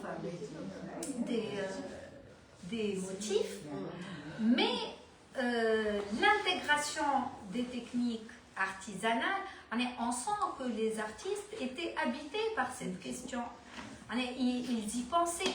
Quand on lit Bellera et quand il se présente comme un artiste artisan et il refuse le mot de peintre, et il dit c'est pas parce que j'ai fait les beaux-arts à Paris que je suis peintre. On sent qu'ils sont habités, que ça les travaille. Et ils étaient tiraillés, alors c'était pas facile, alors c'est pas, ils peignaient pas à Cahors, ils pensaient leur pratique, et je crois que ça les travaillait. Donc c'est très complexe. Cette esthétique, elle est au service de l'État-nation, et en même temps elle est à l'antipode de ce qui se passait en Europe. C'est pour ça, par exemple, Zubair Turki, même si son frère Edi Turki peignait abstrait, il s'est emporté contre l'abstraction, et des jeunes, le groupe des 6 qui ont fait une expo abstraite, et il qualifie les artistes abstraits de Harki, parce que pour eux, ils peignent comme l'Occident. Donc, on sent qu'ils sont habités et que c'est pas simple, que c'est très complexe, et que on retrouve des motifs, mais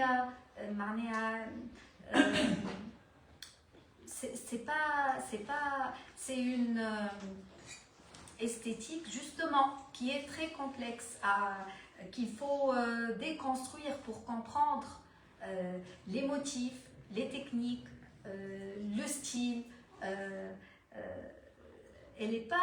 C'est pas facile de dire c'est de l'orientalisme et on passe. Non, c'est plus complexe que ça. Il y avait un projet aussi, et il y avait il voulait avoir un positionnement par rapport aux artistes coloniaux, et par rapport à ce qui se faisait en Europe dans les années 50 et 60. Donc ils étaient conscients, mais c'est pas, ils pensaient à ça. Pourquoi ce récit de nation, ou le discours national accompagné par l'art s'est arrêté? Et est-ce qu'il était quand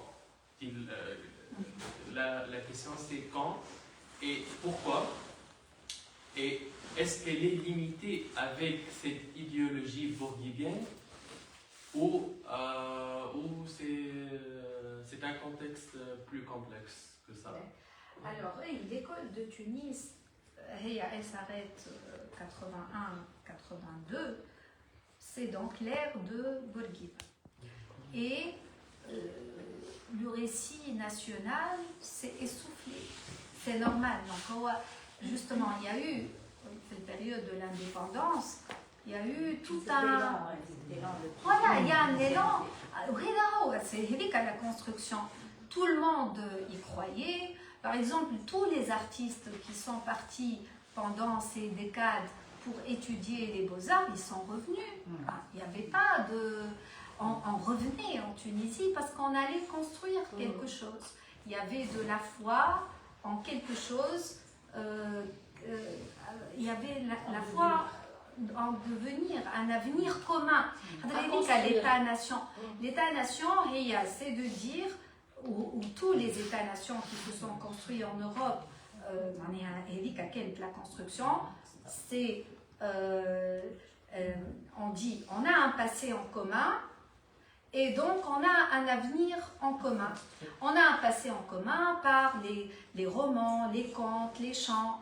En Europe, il y a eu des collecteurs de chants, collecteurs de contes, pour dire qu'on a une identité, un passé en commun. Et donc ensemble, on va construire l'avenir. Et c'est le même processus. L'État-nation où qu'il se trouve, c'est comme ça qu'il s'est construit. Et inutile de revenir, donc l'école de Tunis a joué un rôle important par l'image, et c'est ce que Bourguiba a compris. Zeda Bourguiba a le rôle des médias et le rôle de l'image dans la construction de l'État-nation. Donc نسيت شوية بعد. Et la question, donc c'est normal, il s'est essoufflé. C'est un contexte particulier. Les langues, c'est les indépendances ou la décolonisation. C'est les années donc à 56 ou les années 60. Il s'est évolué vers autre chose. La loi des 1%, qu'est-ce qu'on met au fait.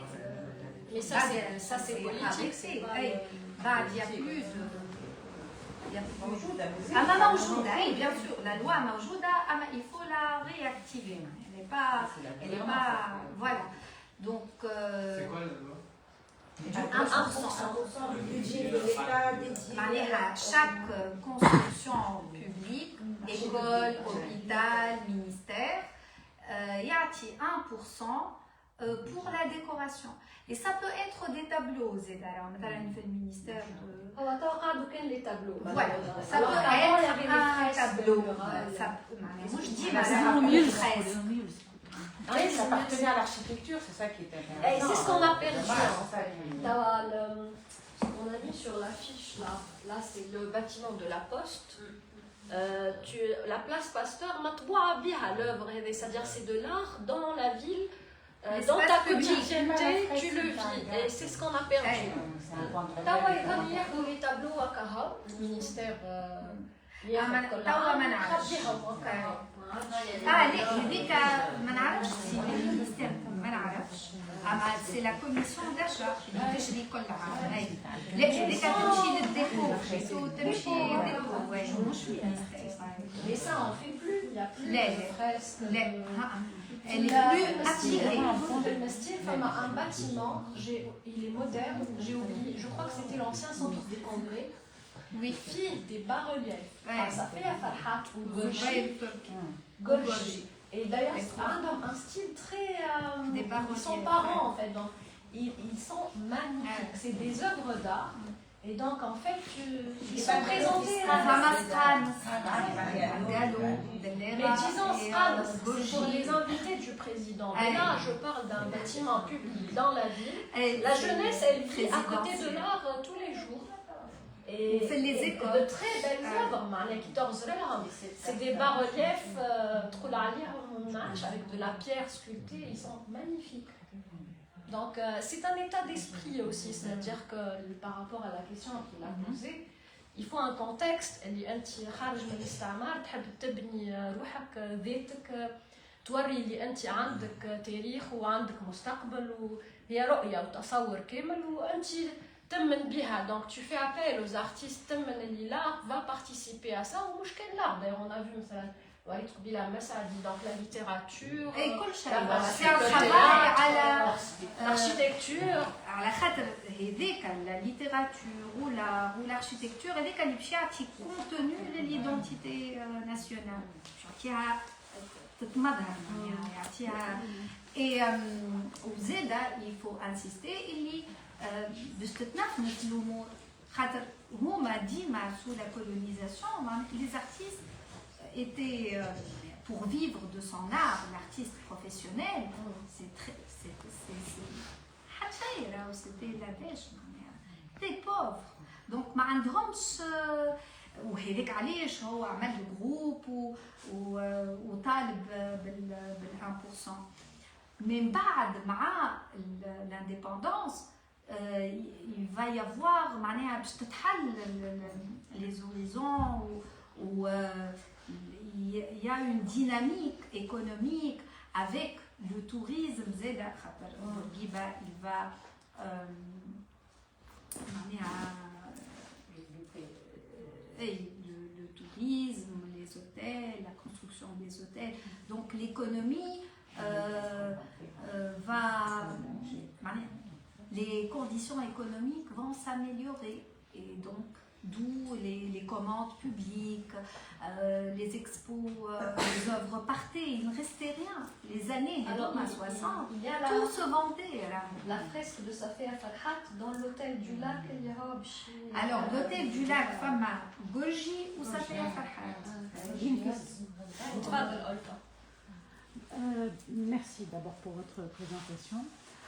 moi, en vous écoutant parler et en écoutant des remarques par rapport à Boucherl, par exemple, j'ai eu le sentiment qu'en fait, il y a une dynamique qui s'est passée et qui a précédé la dynamique architecturale. Je m'explique.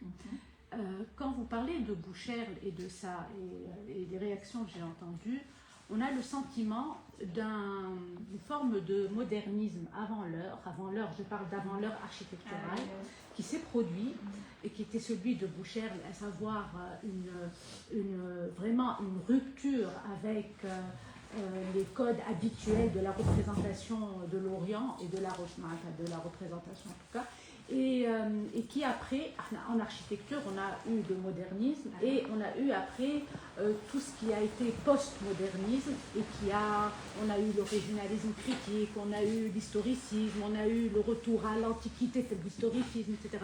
Et quand je regarde ce que vous nous avez montré, j'ai le sentiment que Boucherl a incarné un peu cette vision extrêmement moderne, cette rupture qu'on a vue après dans l'architecture, et qu'on a eu droit, quand je vois par exemple les fresques Pasteur, on a beaucoup un retour à l'organisation un peu de l'Antiquité, on retrouve exactement la faune, la flore, les animaux qu'on retrouve dans les mosaïques au Bardo. Et comme on retrouve aussi ces images, c'est vraiment, on a le sentiment effectivement de revenir à des choses beaucoup plus proches de la tradition tunisienne, etc. Et donc j'ai le sentiment qu'il y a eu une diffraction en fait de comment sortir de la modernité, du modernisme pictural. Et une de mes questions par rapport à, et je trouve que en fait ces artistes, on a le sentiment qu'ils ont été comme des architectes confrontés à la question de que garder de la modernité, que garder du passé.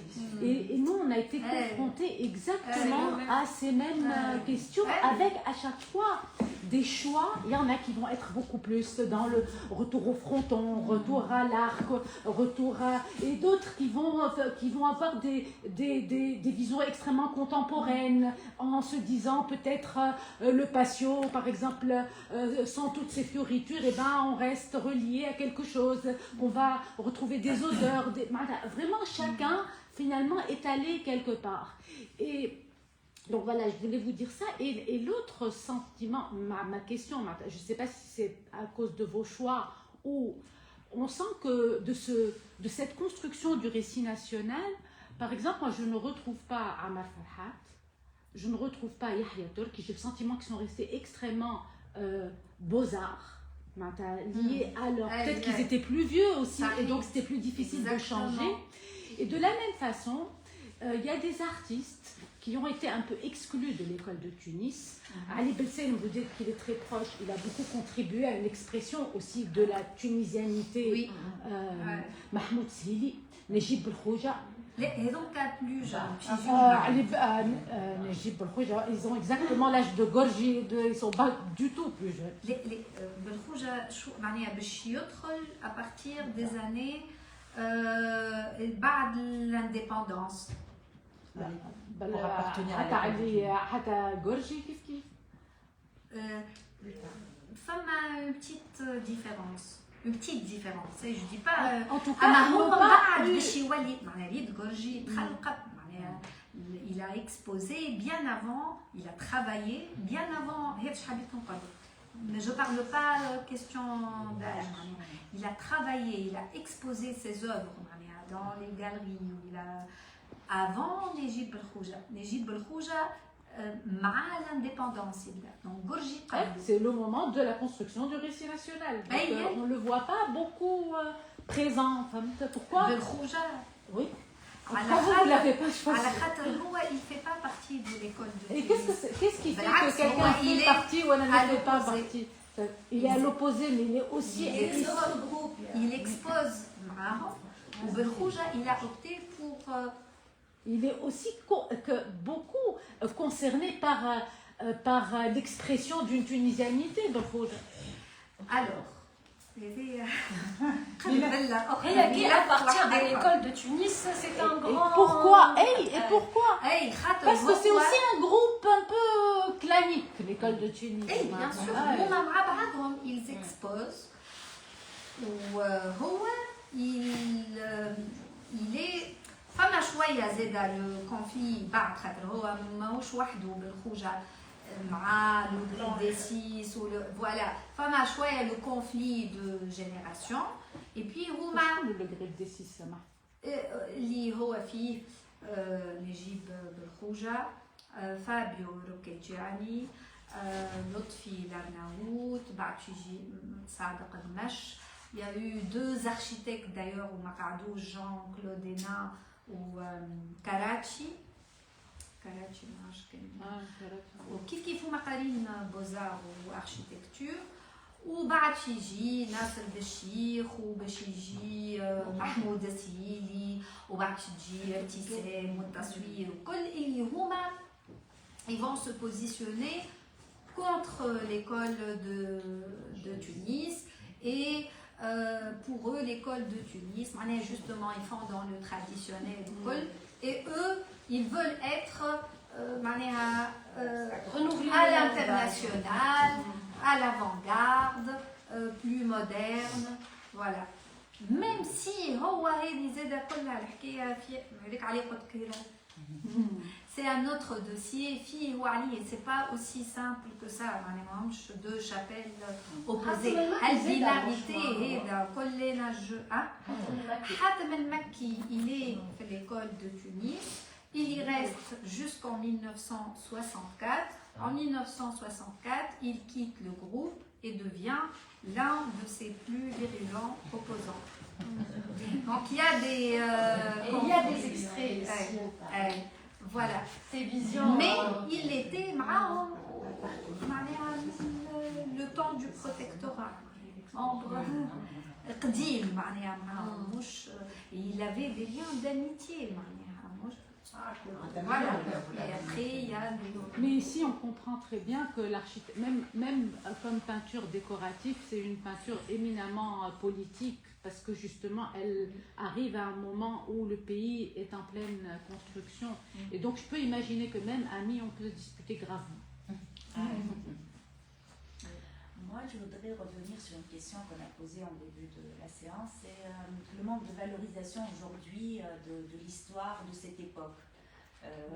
Même à l'école d'architecture, et aussi dans nos écoles primaires et collèges, je sais, ma soeur, elle a enseigné le dessin au collège, et elle faisait référence souvent aux artistes de l'école de Tunis, et c'était très mal reçu par les inspecteurs. On leur interdisait même d'utiliser carrément.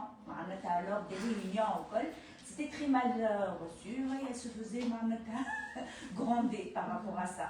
Comme quoi il fallait utiliser des références connues, Martine, non tunisienne, j'appelle ça les traumatismes du colonisé. Le syndrome du traumatismes.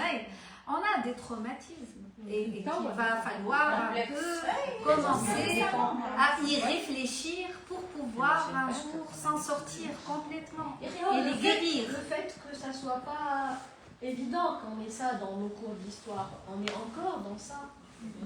كيفاش تفسر اللي انت عندك فتره بناء الدوله التونسيه كانت مصحوبه بهذا العطاء الفني هذا الكل واللي هو اقصد احنا في القاعده هذه كيفاش بدينا نحكيو عليه ولي مانيير ديكسبليكي لي شوز et silence radio et on ne sait rien et la nouvelle génération elle ne la connaît pas.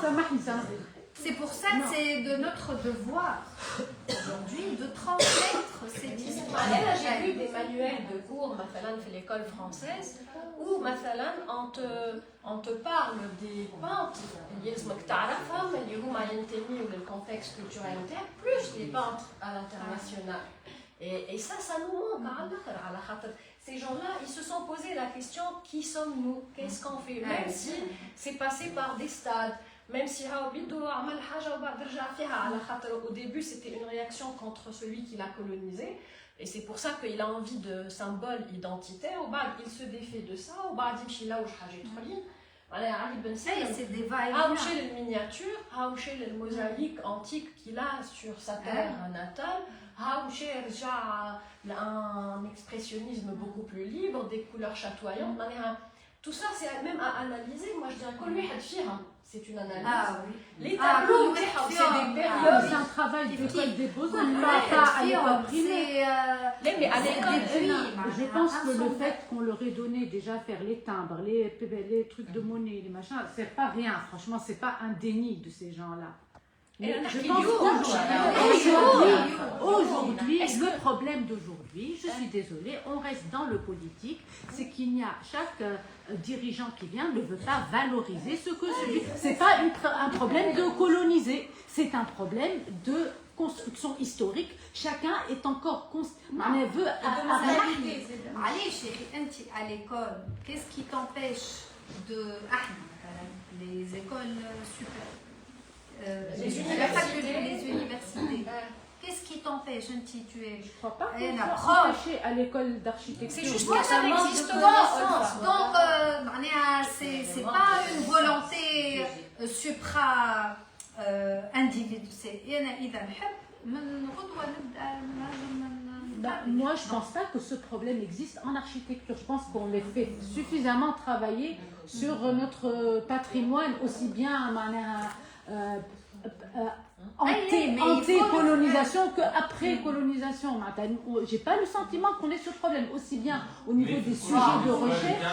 Les étudiants, des initiatives personnelles. Voilà, ça reste, je pense, ça. Voilà. Est-ce que نقرأ l'histoire de Carthage في l'architecture? نعرف l'architecture de Carthage, l'histoire de l'architecture. Punique et romaine, les deux. Pour ne pas parler d'autre chose. L'histoire de la reconstruction, elle est effervescente. Et là, je viens d'apprendre, là, en fait, les architectes ou les peintres qui nous... il faut creuser ça. J'ai parlé avec une historienne de l'architecture. Elle m'a dit, elle m'a parlé qui fait les archives d'enfants et ça coïncide avec l'association des artistes professionnels qui est créée en 1947 à Boucher. Les débuts des années 40, ils les associations, ils se mettent ensemble, mais peut-être pas le mot association. Des groupements. Voilà, il y a d'architectes. Et donc, voilà, j'ai lié ça avec l'association, à part Boucher, le syndicat, le monnier, il y a pas mal d'autres, c'est ciblé. À la même période, ce souci de se mettre ensemble, Jusqu'à récemment, l'architecture était un des arts des beaux-arts. Cette distinction, elle est nouvelle. Donc c'est presque naturel qu'on n'exclut pas les architectes d'un groupement d'artistes. Et même donc le groupe